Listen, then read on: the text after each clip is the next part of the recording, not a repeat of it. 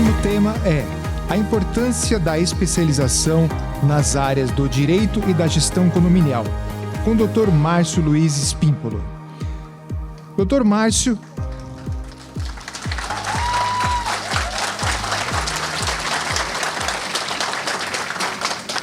Dr. Márcio é diretor acadêmico da Associação Nacional da Advocacia Condominial, ANACOM, diretor da Comissão de Direito Condominial da Ordem dos Advogados do Brasil, subseção Ribeirão Preto, coordenador e professor do curso de pós-graduação Lato Sensu em Direito e Gestão Condominial da Fundação Armando Álvares Penteado, FAAP, do Estado de São Paulo. Dr. Márcio está com a palavra.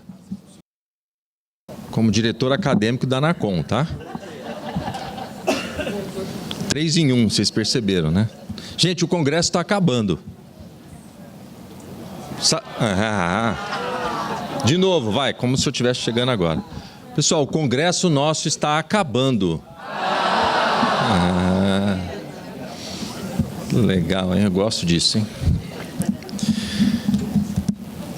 Queria falar um pouquinho com vocês sobre a importância de todos nós estarmos juntos aqui. Temos advogados, síndicos, engenheiros. Gente, nós temos um grupo de engenheiros que veio somente para esse congresso, cada um de uma parte do país, hein? Temos administradores aqui presentes também. Temos prestadores de serviços para condomínios. Todos eles ouviram atentamente aqui a palestra da doutora Márcia, porque talvez essa palestra, além das outras, lógico, que foram muito importantes, impactam diretamente no dia a dia do condomínio. Principalmente aí o síndico. O síndico, ele tem essa responsabilidade civil, conforme o Dr. Rodrigo Carpá colocou aqui para todos muito bem, e a responsabilidade final é sempre dele. E é por isso que eu queria falar com vocês sobre esse tema, a importância de você ter a especialização no que você faz. O síndico tem que conhecer muito bem as suas responsabilidades. Quem quer me ajudar aqui? Quantas obrigações, pelo menos tributárias, tem o síndico no condomínio? Mais ou menos, gente, não precisa ser certinho, não. 150? Mais ou menos isso. Só tributárias, mas o síndico não é ele que coloca a mão na massa, que olha as notas fiscais, que vê se aquele prestador de serviço ele poderia estar prestando aquele serviço para condomínio, se o KNAI que ele colocou na nota fiscal é correspondente ao serviço que ele prestou. Não é o síndico quem vê isso, deveria conhecer um pouco também, mas não é ele quem na prática faz isso. Ele tem uma administradora para fazer isso. Mas o síndico precisa ter uma noção de como contratar. Nós vimos aqui, de novo, citando a doutora Márcia. Como é que o síndico deve contratar? Ele precisa saber os princípios disso, ele precisa conhecer os processos. O síndico precisa ser engenheiro para fazer a manutenção do condomínio? Não.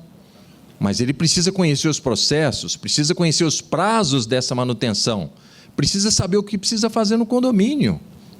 Então, quando ele assume o condomínio, infelizmente, a gente fala isso, que eu espero que um dia eu venha aqui e fale com vocês de uma forma diferente, mas o condomínio é uma microsociedade política que, a exemplo do município, do Estado, da União, temos problemas, divisões entre grupos dentro dos condomínios. Ou não? Sim. Temos. Política dentro do condomínio é ruim, é péssima. Quando nós temos um síndico chamado profissional, porque todos nós sabemos que não existe a profissão de síndico, mas existe o síndico terceiro, não condômino, inclusive, quando ele está dentro do condomínio, tem um grupo, talvez, de moradores que não queriam ou que, de repente, por conta do salário, gostariam de estar no lugar desse síndico terceirizado, começam aquele burburinho, começam a buscar fatos, até fakes, para tirar aquele síndico do local. Isso acontece demais na Suíça, aqui não, né? No Brasil, a gente sabe que aqui no Brasil nós não temos esse tipo de problema. É lamentável, né? Mas a gente tem que falar disso aqui. Eu queria ter um pouco dessa conversa franca com todos vocês, porque depende da gente a mudar esse cenário. Depende de nós, de cada um de nós aqui. Depende de você, síndico, de você, advogado, de você, engenheiro, de você, prestador de serviço. Mudar esse espectro e os aspectos do condomínio nesse sentido. A gente precisa disso para evitar problemas, gente. Eu tenho um escritório jurídico aqui em Ribeirão Preto também e atuo. E o que eu tenho recebido de demandas judiciais, ou melhor, de demandas de síndicos, por conta de problemas com ex-síndicos, problemas inclusive trabalhistas com terceirizadas, que às vezes não foi feita uma contratação adequada, ou assinado contrato com cláusulas leoninas, abusivas. Depois o condomínio não consegue se safar da empresa. Gente, é muito grande. São somas altíssimas que o condomínio depois tem que se reunir numa assembleia e dizer para os condôminos, olha, precisamos fazer um rateio para cobrir esse rombo que nós temos no condomínio. Para pagar a ação trabalhista que nós temos no condomínio, que a doutora Márcia foi lá e canetou o condomínio. Sem dó nem piedade, viu? Sem dó nem piedade. Deu ruim. Aquele fundo deu ruim, uma ótima sugestão da doutora Márcia.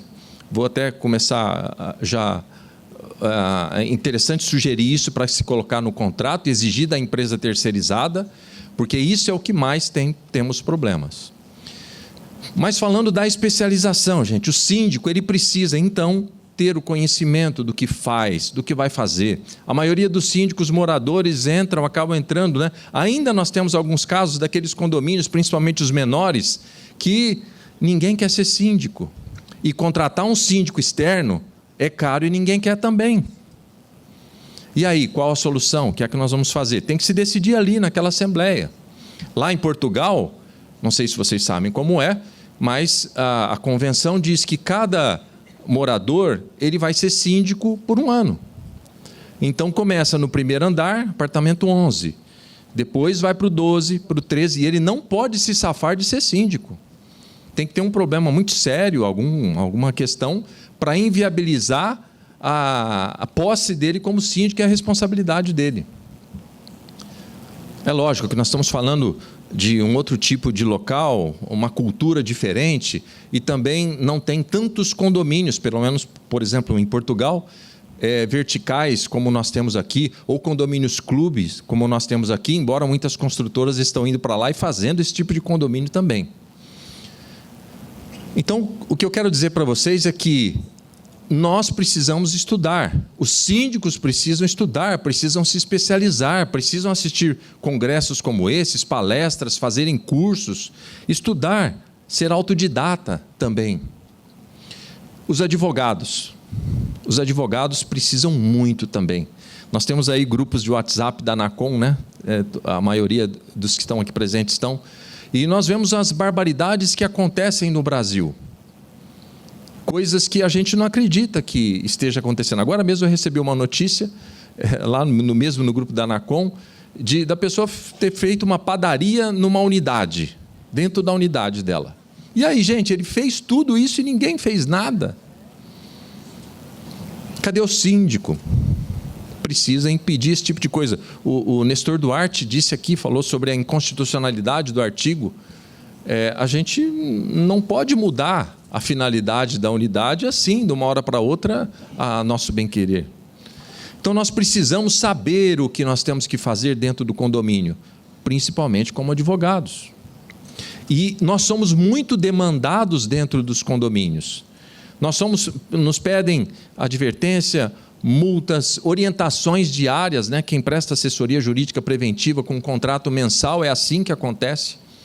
E nós temos a obrigação de estudar a convenção daquele condomínio, que na maioria das vezes é diferente do outro, para dar a resposta. Mas muitas vezes os síndicos aí, muitos estão aqui, eu tenho certeza que todos eles que estão aqui gostam de contratar advogados para ter a certeza de que estarão fazendo uma gestão com segurança. É assim, Só que na maioria dos condomínios ainda não existe essa cultura. O advogado é extremamente importante, gente.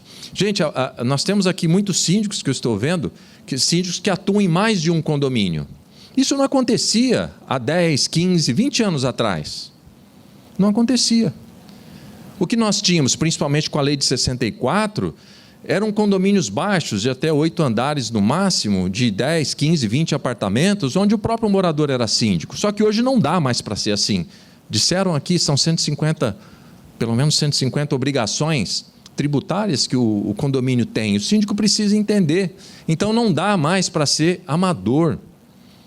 O nosso mercado não cabe mais amadorismo, a gente precisa passar dessa fase urgente, mas parece que ainda a gente insiste em manter isso.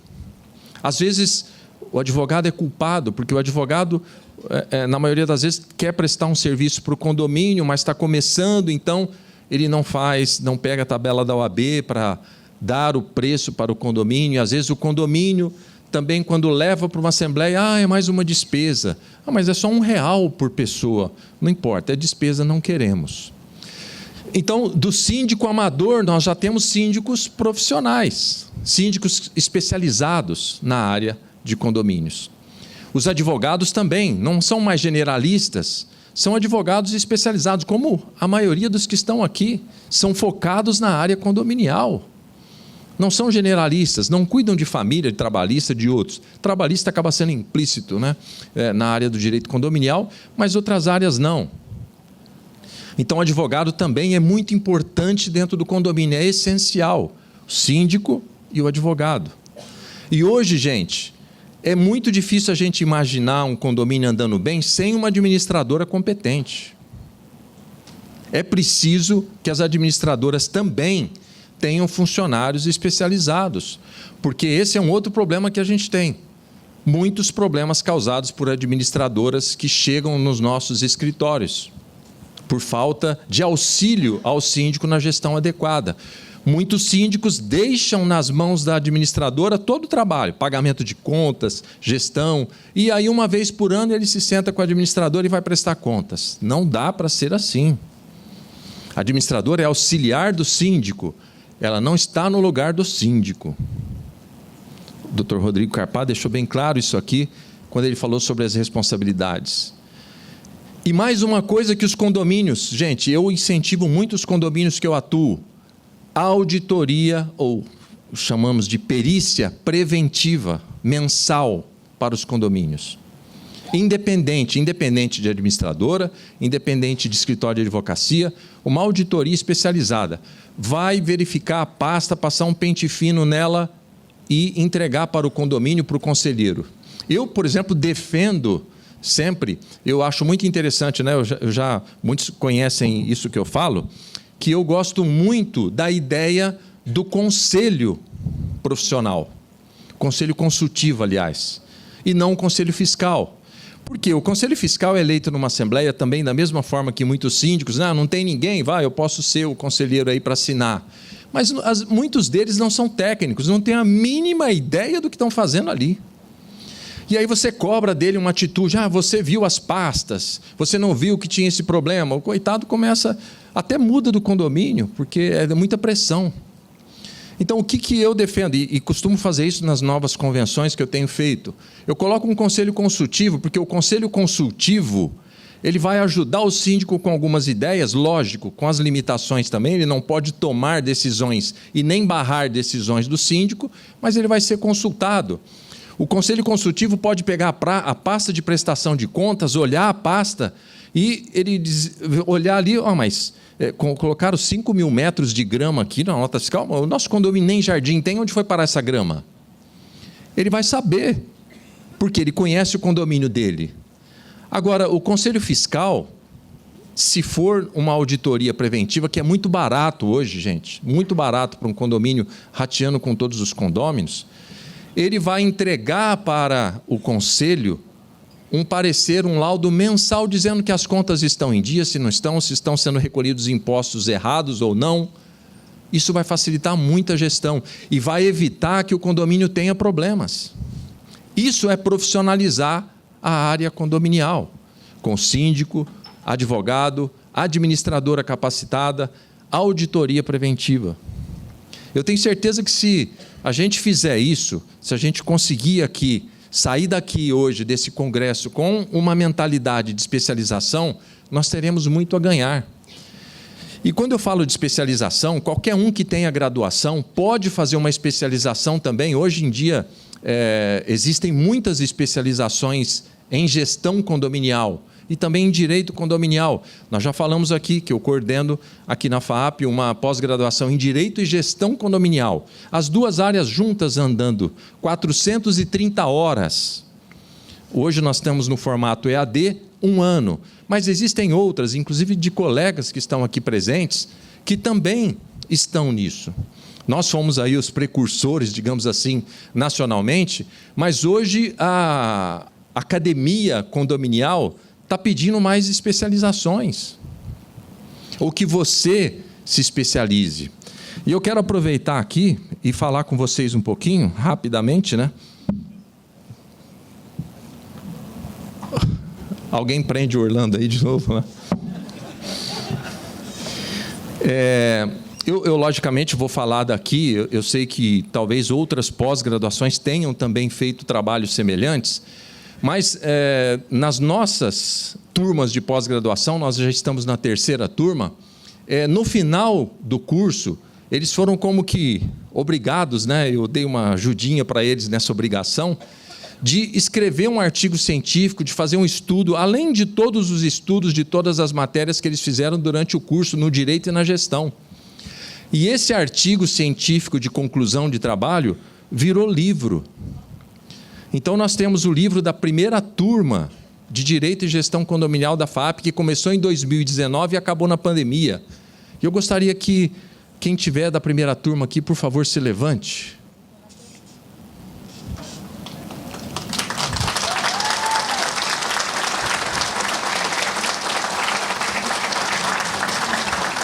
Obrigado. Tinha muito mais gente aqui, acho que acabaram com os compromissos indo embora. Estudos aplicados sobre temas condominiais, tem temas trabalhistas, temas de comunicação. Olha, se vocês forem ver aqui a lista, é importantíssimo para o síndico e para todos nós, cada um desses temas escritos. E, como nós não pudemos lançar esse livro em razão da pandemia, ele já foi esgotado, infelizmente, mas em breve a editora estará fazendo a venda no site. Agora, hoje, nós já recebemos o 2º volume dos estudos aplicados sobre temas condominiais. Aqui, o livro é um pouquinho maior, porque tinha mais alunos na 2ª turma. E essa 2ª turma eu queria ver se está presente aqui também. Quem está presente? Por favor, levantem-se. Olha aqui.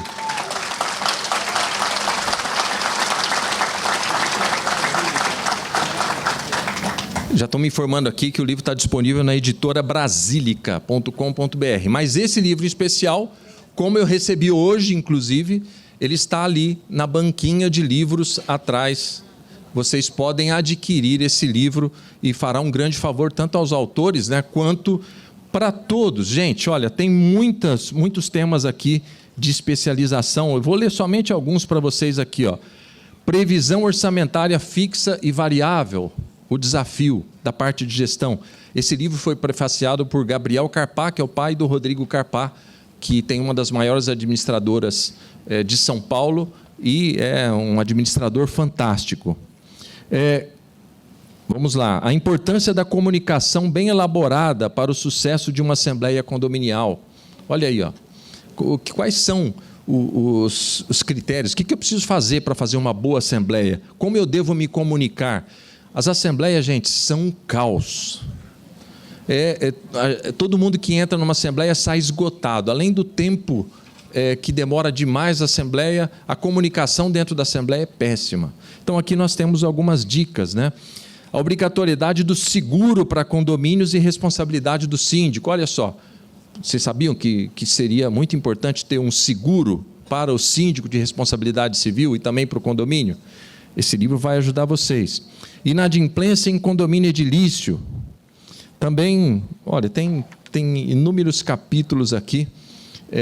Sanções condominiais, como aplicar advertência, multa de forma legal. é muito interessante mesmo. Então, é uma sugestão para vocês, mas o que eu quero dizer para vocês é o seguinte: essas pessoas que aqui, e nós temos já a terceira turma. Gente, quem da terceira turma está aqui? Aqui eu. Levante-se, levante-se. Muito bem.